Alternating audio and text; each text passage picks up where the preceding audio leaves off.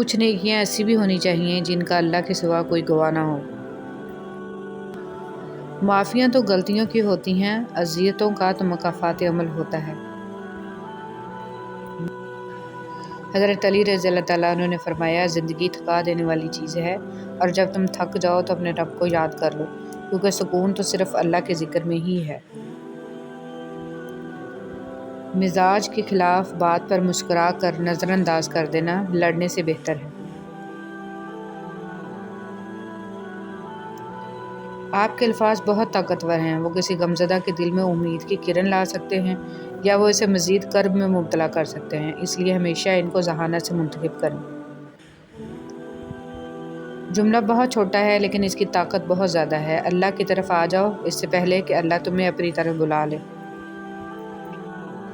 سیدنا ابو ذر رضی اللہ تعالیٰ عنہ کہتے ہیں کہ میں نے کہا، اے اللہ کے رسول، مجھے نصیحت کیجیے۔ آپ صلی اللہ علیہ وسلم نے فرمایا، جب تم سے کوئی برائی ہو جائے تو اس کے بعد کوئی نیکی کرو جو اسے مٹا دے۔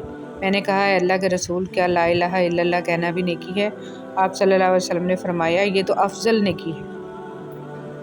برداشت کے کانوں سے سنو، رحم کی آنکھوں سے دیکھو، اور محبت کی زبان سے بات کرو۔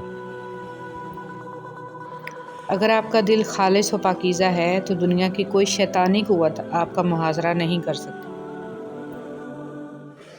آدمی کے برا ہونے کے لیے یہی کافی ہے کہ خود بھی نیک نہ ہو اور نیک لوگوں کی برائیاں بھی کرتا رہے۔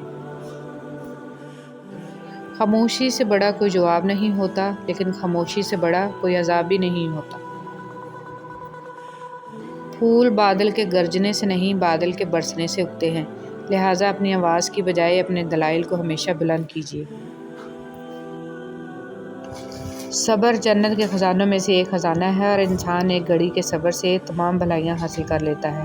حسن البصری رحمۃ اللہ علیہ۔ ایک مرنے والے انسان کو نہیں معلوم کہ تم نے اس کے لیے کتنے آنسو بہائے، لیکن اس زندہ انسان کو مرتے دم تک یاد رہے گا کہ تمہاری وجہ سے اس نے کتنے آنسو بہائے۔ جو بھی رشتے پاس ہیں، خدا را ان کی قدر کیجیے۔